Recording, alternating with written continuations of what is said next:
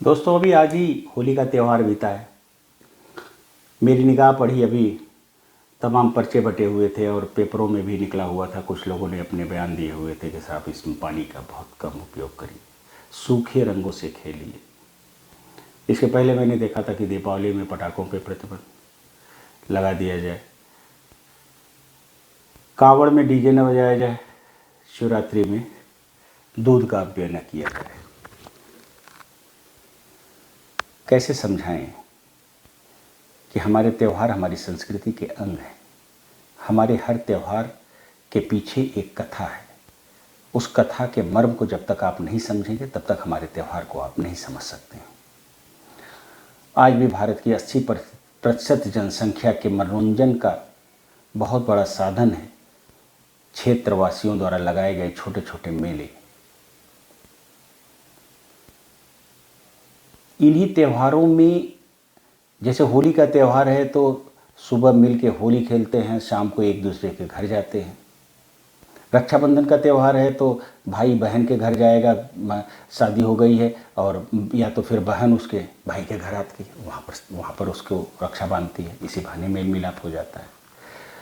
दशहरे में मेला लगता है तो कम से कम 4-6 गाँव के लोग वहाँ पर इकट्ठा होते हैं, आपस में बातचीत होती है, तमाम चीज़ों का आदान प्रदान होता है। तमाम शादी ब्याह के रिश्ते वहाँ पर मंदिरों में बैठा के लड़कियों को दूर से दिखवा कर तय हो जाते हैं।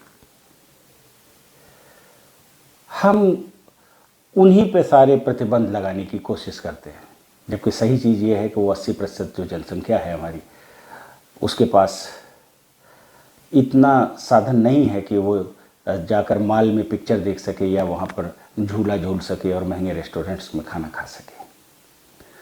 उसके मनोरंजन का वही एक साधन है। और इसी बहाने हम अपनी उस संस्कृति को, उस कथा को याद करते हैं कि होली क्यों मनाई जाती है, दीपावली क्यों मनाई जाती है। तो इस तरीके से बिना सोचे समझे सिर्फ और सिर्फ अपनी ज्ञान का प्रदर्शन करना कहाँ तक उचित है। आप एक बार विचार तो करते हैं। एनसीआर में लाखों गाड़ियां प्रत्येक वर्ष बढ़ती चली जा रही हैं। उन्हें नहीं जाकर आप समझाते हैं जो 8-8 गाड़ियां रखे हैं और चलने वाले घर में मात्र 2 लोग हैं। क्यों नहीं समझाते उनसे कि आप सार्वजनिक साधन का उपयोग करें। अभी आप इन दोनों जगहों में सिर्फ इतना करा लीजिए, उसके बाद देखिए जो जाम लगता है, जो इतना पोल्यूशन हो रहा है, बहुत सारी चीज़ें अभी कम हो जाएंगी।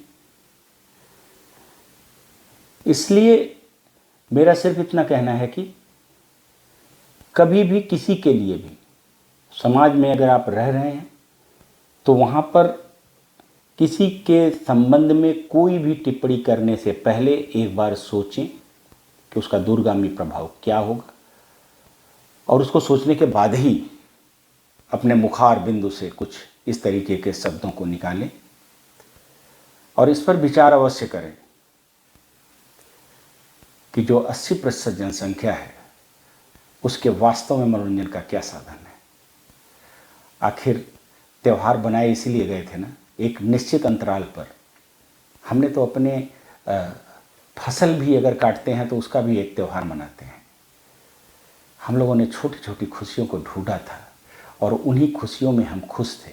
भौतिक संस्कृति के अंदर हम इतना बहते जा रहे हैं कि अपनी आध्यात्मिकता से हम दूर होते जा रहे हैं।